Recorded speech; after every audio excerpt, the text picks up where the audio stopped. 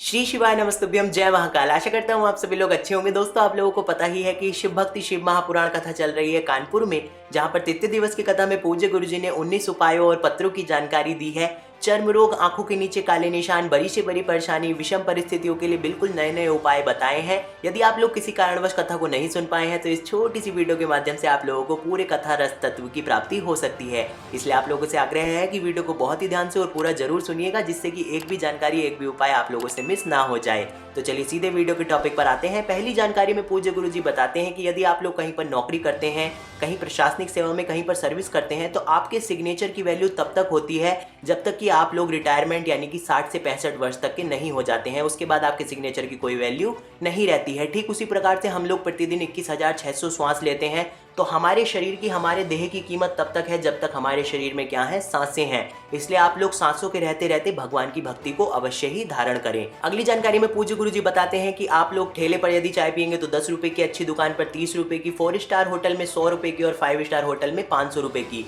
चाय वही है, पीने वाला भी यही है, लेकिन स्थान की वजह से उसकी कीमत बढ़ गई है।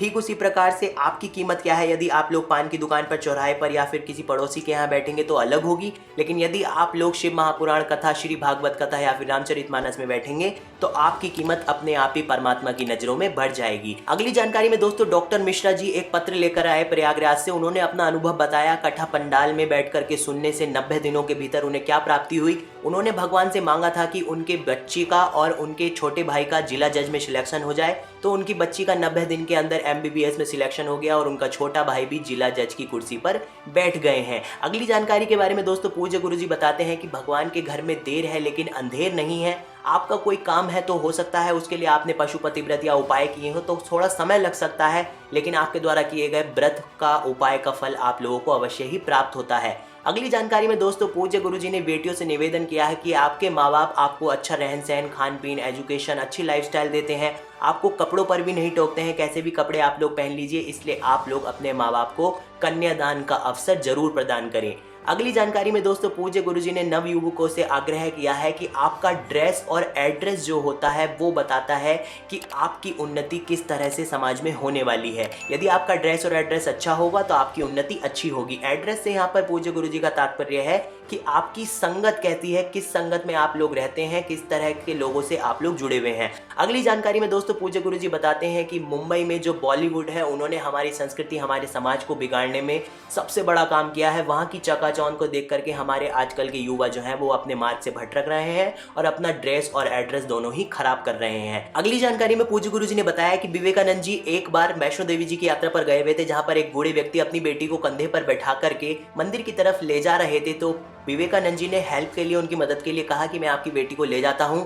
तो उस बूढ़े बाप ने कितना अच्छा जवाब दिया कि जिस बाप को अपनी बेटी बोझ लगने लगे तो वो बाप कहलाने के लायक ही नहीं होता है। अगली जानकारी में पूज्य गुरुजी बताते हैं कि 3 के भाग्य का धन हर किसी को जरूर मिलता है। यदि आपके घर में बेटी पैदा हुई है तो उसके भाग्य का धन आपको मिलेगा ही मिलेगा। यदि आप लोगों ने गौ माता को एक रोटी खिलाई है तो उसका फल भी आप लोगों को अवश्य प्राप्त होगा। और यदि आप लोगों ने किसी संत ब्राह्मण को एक गिलास पानी भी पिलाया है तो उसका फल, उसके भाग्य का धन भी आप लोगों को अवश्य ही प्राप्त होगा। अगली जानकारी में पूज्य गुरुजी बताते हैं कि सरस्वती जी उन्नाव से एक पत्र लेकर के आई। उन्होंने उस पत्र में बताया कि उनकी 2 गांठ हो गई थी, 5 mm की और 4 mm की, और उनका 2 बार ऑपरेशन भी हो गया था। अब तीसरी बार उनका हिम्मत नहीं थी ऑपरेशन कराने की, तो उन्होंने कहा था कि इससे अच्छा तो मैं मर ही जाऊं। फिर उन्होंने सावन के महीने में, अगस्त में टीवी पर कथा सुनी और एक बेलपत्री और 1 लोटा जल चढ़ाना प्रारंभ किया और बाबा से रोज जाकर के प्रार्थना करती थी, रोज उनके सामने रोती थी और औषधि समझ करके बेलपत्र को घुलरा करके उसका सेवन करना प्रारंभ किया।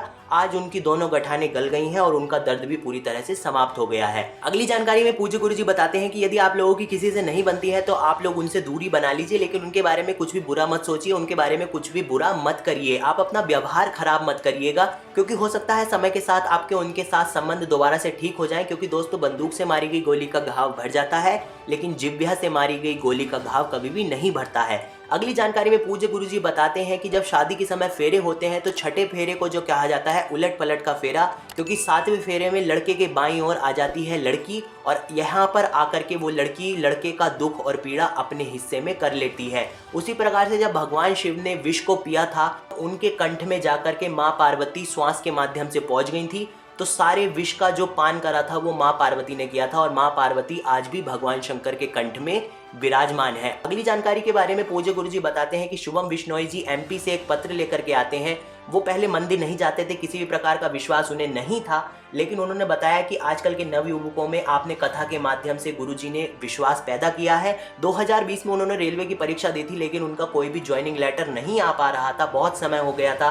फिर उन्होंने कथा को सुना और एक लोटा जल चढ़ाना प्रारंभ करा। इस तरह से उनके 6 महीने बाद उनका ज्वाइनिंग लेटर आ गया और आज वो रेलवे में इंजीनियर की नौकरी पर तैनात है। अगली जानकारी में पूज्य गुरुजी बताते हैं कि आप लोगों को कच्चे कान का नहीं होना है। यदि कोई व्यक्ति किसी व्यक्ति के बारे में आपसे कहता है तो आप लोगों को आंख बंद करके विश्वास नहीं कर लेना चाहिए, बल्कि उस दूसरे व्यक्ति से जाकर के आपको व्यक्तिगत रूप से, पर्सनली रूप से खुद मिलना चाहिए और उसके आचरण का निर्णय आपको खुद करना चाहिए। अगली जानकारी के बारे में पूज्य गुरुजी बताते हैं कि काफ़ी लोग प्रश्न करते हैं कि आप कथा में श्री शिवाय नमस्तुभ्यम का बैठ करके जाप क्यों कराते हैं, जिससे कि हमारा संबंध सीधे परमात्मा से जुड़ जाए। इसलिए श्री शिवाय नमस्तुभ्यम का जाप पूज्य गुरुजी अपनी कथा में जरूर कराते हैं।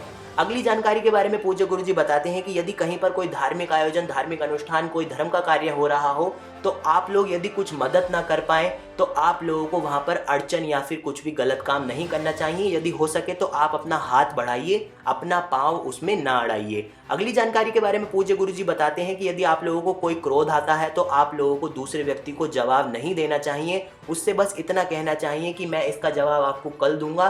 कल पर आप लोगों को अपने क्रोध को टाल देना चाहिए। इसके बाद आपका क्रोध शांत हो जाएगा, क्योंकि गुस्से में व्यक्ति कुछ से कुछ कह जाता है और अपने संबंधों को पूरी तरह से खराब कर लेता है। अगली जानकारी के बारे में पूज्य गुरुजी बताते हैं कि अपनी बेटी का ब्याह किसी भी बाप को ऐसे घर में नहीं करना चाहिए जहां पर नौकरी जायदाद अच्छा हो, लेकिन यदि आपकी बेटी का वहां पर सम्मान नहीं होता है तो आपके द्वारा किए गए कन्यादान का कोई भी फायदा, कोई भी मतलब नहीं बैठता है। इसलिए आप लोग ऐसे घर में शादी कीजिए जहां पर आपकी बेटी का क्या हो सके, सम्मान हो सके, आपकी बेटी खुश रह सके, ना कि रोते हुए अपनी जिंदगी बिताए। अगली जानकारी में दोस्तों पूज्य गुरुजी ने उपायों के बारे में बात करी है। यदि आंख के सफेद चट्टे या कोई चर्म रोग, दांत काज, खुजली या फिर आंखों के नीचे काले निशान हो गए हैं तो आप लोगों को एक छोटा सा उपाय करना है। आप लोगों को एक पीपल का पत्ता ले लेना है। उस पीपल के पत्ते पर आपको लाल चंदन को अच्छे से पानी में मिक्स करके पूरे पत्ते पर आप लोगों को क्या लगा लेना है, लाल चंदन लगा लेना है। और उसके बाद इस लाल चंदन को निकाल करके आपको कटोरी में ले लेना है और इस कटोरी को ले जा करके आपको भगवान शंकर के शिवलिंग पर पहले क्या बनाना है, त्रिपुंड बनाना है। और फिर इसी चंदन की सहायता से आप लोगों को क्या करना है, उस शिवलिंग पर लेपन करना है, अपनी जो भी समस्या है वो कह करके और श्री शिवाय नमस्तुभ्यम का स्मरण करके थोड़ी देर बाद आपको पानी के माध्यम से उस चंदन को छुटा लेना है और इस कटोरी में वापस ले लेना है। और घर आकर के जहां पर भी आपके चर्म रोग से जुड़ी हुई, दांत काज खुजली से, त्वचा से जुड़ी हुई बीमारी हो, वहां पर आप लोगों को अगले 7 दिनों तक इस चंदन को थोड़ा थोड़ा पानी में मिक्स करके लगा लेना है। और यह उपाय आप लोगों को सिर्फ और सिर्फ सोमवार की अष्टमी वाले दिन ही करना है और किसी दिन आप लोग इस उपाय को नहीं करिए। आप लोगों की 15 दिन में जो भी परेशानी होगी वो अवश्य ही ठीक हो जाएगी। अगले उपाय में पूज्य गुरुजी बताते हैं कि यदि आपकी जिंदगी में बहुत विषम परिस्थितियां चल रही हैं, कष्टमय जीवन चल रहा है, आप लोगों को कोई भी हल नहीं मिल रहा है, आप लोग सब कुछ करके हार गए हैं, तो एक छोटा सा उपाय आप लोगों को करना है। आप लोगों को एक बेलपत्र लेनी है, कहीं से कटी छटी नहीं होनी चाहिए और उस बेलपत्र को आपको सबसे पहले चढ़ाना है माता अशोक सुंदरी जी के स्थान पर। जो जलाधारी पर ये मोटा सा बीच में भाग होता है, ये होता है माता अशोक सुंदरी जी का स्थान। तो यहाँ पर आप लोगों को बेलपत्री को चढ़ाना है और जो डंडी का मुख है वो इस तरफ रखना है जिस तरफ से जलाधारी से जल नीचे की तरफ गिरता है। उसके बाद थोड़ी देर बाद आपको यही बेलपत्र उठा करके भगवान शंकर के शिवलिंग पर समर्पित करना है। लेकिन जब आप लोग बेलपत्र को समर्पित करेंगे तो इसकी डंडी का मुख जहां से आपने समर्पित किया है उसकी विपरीत दिशा में डंडी का मुख होना चाहिए। उसके बाद आप लोगों को क्या करना है, 7 लोटा जल अपने घर से ले जा करके इसी बेलपत्र के ऊपर श्री शिवाय नमस्तुभ्यम का स्मरण करते हुए अपनी परेशानी कह करके समर्पित कर देना है। और उसके बाद इस बेलपत्री को लेकर के आप लोगों को अपने घर आ जाना है और घर पर आप लोगों को इस बेलपत्री को 21 दिन तक रखना है। और कहां पर रखना है, आप लोग अपनी पूजा में रख सकते हैं या फिर आप जहां पर अपनी लक्ष्मी को अपनी अलमारी में रखते हो वहां पर आप लोग संभाल करके इस बेलपत्री को रख दीजिए। और 21 दिन बाद इस बेलपत्री को आपको किसी बहते हुए पानी में प्रवाहित कर देना है। यदि कोई नदी ना हो तो किसी वृक्ष की जड़ में आप लोगों को इसको विसर्जित कर देना है। आपकी जो भी परेशानी होगी भगवान भोलेनाथ आपका हाथ पकड़ करके आपको उस विषम परिस्थिति से अवश्य ही बाहर निकाल लेंगे। ये सब जानकारी थी जो तृतीय दिवस में पूज्य गुरुजी ने अपनी कथा में दी। उम्मीद करता हूँ आप लोगों को यह जानकारी पसंद आई होंगी। आप लोग कमेंट सेक्शन में श्री शिवाय नमस्तुभ्यम जरूर लिखें और ज्यादा से ज्यादा इस वीडियो को शेयर करें, क्योंकि काफी लोग किसी कारणवश कथा को नहीं सुन पाते हैं, तो इस तरह की जानकारी उनके लिए सहायक हो सकती है। जल्दी ही मिलते हैं आप लोगों से अगली वीडियो में, तब तक के लिए श्री शिवाय नमस्तुभ्यम।